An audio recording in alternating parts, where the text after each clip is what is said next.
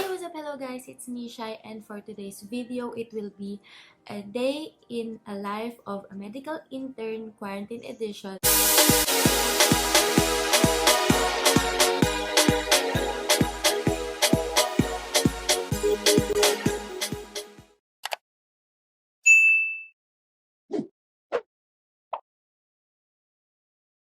For today's video, it will be a day in a life of a medical intern quarantine edition since sa bahay lang kami usually most of the time kasi hindi pa kami pina-permit na mag-work face-to-face kasi dahil sa pandemic.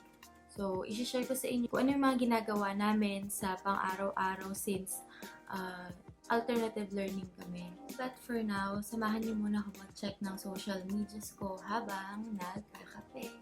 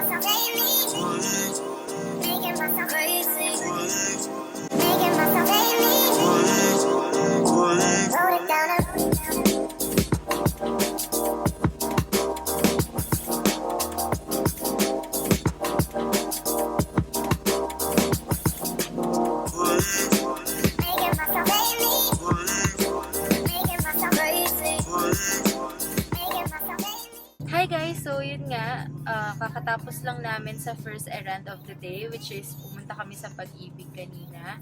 Hindi na ako masyado nakapag-video kasi madaming tao. Tsaka baka kasi bawal. Yun, kakauwi lang namin mga 2 minutes ago, pero samahan niyo ako mag-grocery ako. Let's go! Guys, meron ako na-discover. Actually, hindi siya na-discover. I mean, meron akong kabobohan na nagawa. Hindi na pala pwede pumasok sa establishment nang walang eye shield. Ngayon, ang ate mo girl, nakalimutan ang kanyang face shield, eye shield. Nag-aantay ako ngayon sa magdadala ng face shield ko kasi ayoko namang bumili, sayang kasi reusable naman siya. Ngayon, nag-aantay ako sa kanya kasi buti na lang kamo, malapit lang yung grocery store sa bahay namin. So, pwede siyang idala sa akin. So, ayun lang. Kaya kayo pag aalis kayo or pupunta kayo sa establishments, make sure na yung mga quarantine essentials like face mask, eye shields, and alcohol, lagi kayong may dala. Kasi, it's for your own protection din naman.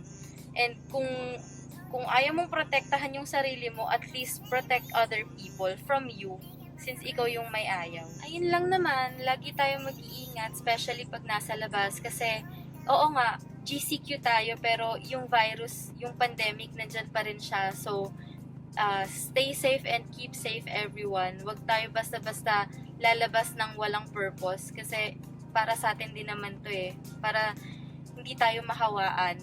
Ayun lang. Antayin ko lang siya tapos pasok na tayo. Update ko kayo pag nasa loob na ako. Bye!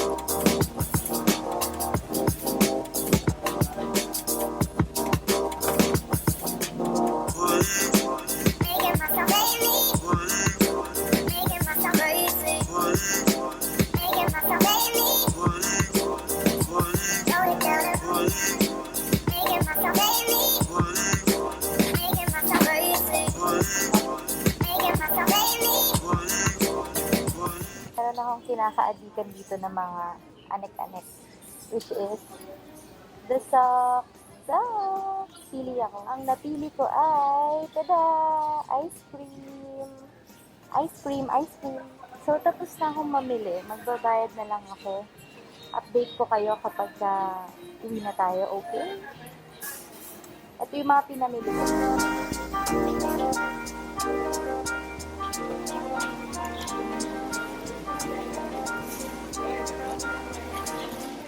Hi guys! So, hindi na pala ako nakapag-update kanina. Basta ang nangyari, after ko mag-grocery, umuwi na ako. Tapos, niligpit ko lang saglit yung mga pinamili ko. Tapos, umakyat na ako. Tapos, pag-akyat ko sa kwarto ko, nakatulog ako. Medyo matagal-tagal din. Tapos, eto, ngayon, nakaligo na ako. Pagkagising ko, naligo na ako agad. Tapos, naalala ko, meron pala akong admission conference sa ospital. Meron kaming Zoom meeting mamaya, mga 7:30. So, ang oras natin ngayon ay 6:35 ng gabi. So, maya-maya pa naman yung conference namin. Kaya, medyo nagugutom na din ako. Hindi pa ako kumain the whole day. So, mag-prepare muna tayo ng food.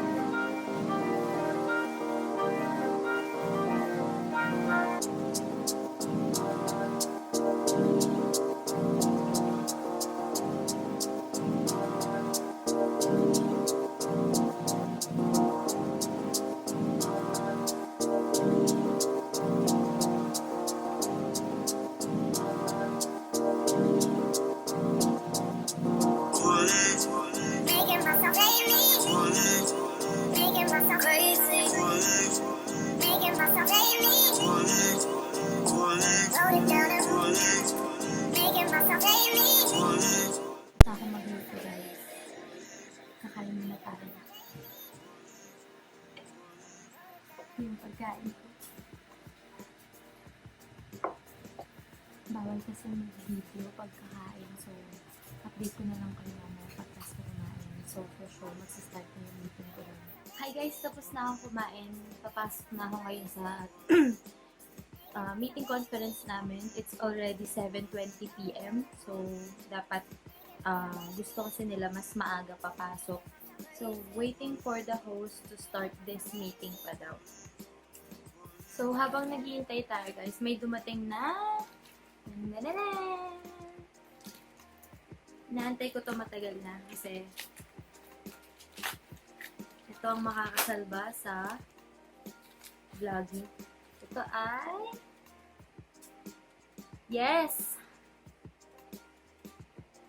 ito ay SanDisk Ultra Micro SD. So, thank you Shopee!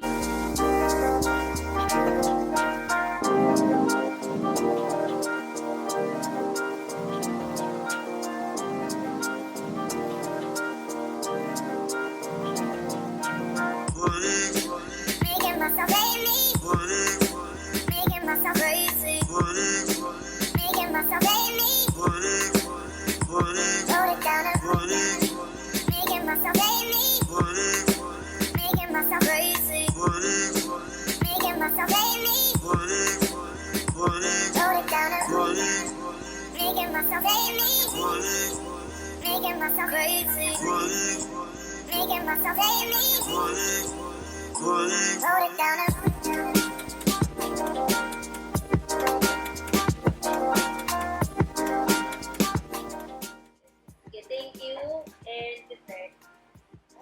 So yun na guys, tapos na yung conference namin for admission conference for the whole week last week. So ang next kong gagawin is bababa muna ako and gagawa ako ng tea.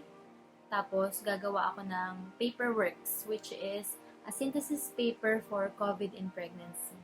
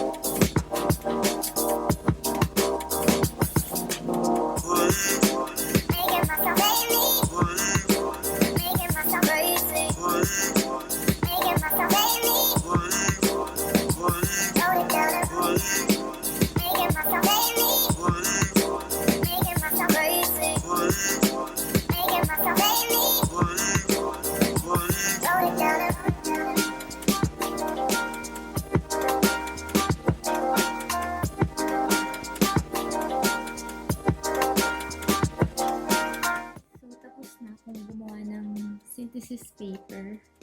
And pinasa ko na din siya sa leader namin. So, ngayon, since hindi pa ako inaantok, though 12:20 na, ang usually ginagawa ko hanggang antukin ako is nag-e-edit ako ng vlogs ko or ng videos or ng pictures. Pero usually nag-e-edit ako ng vlogs.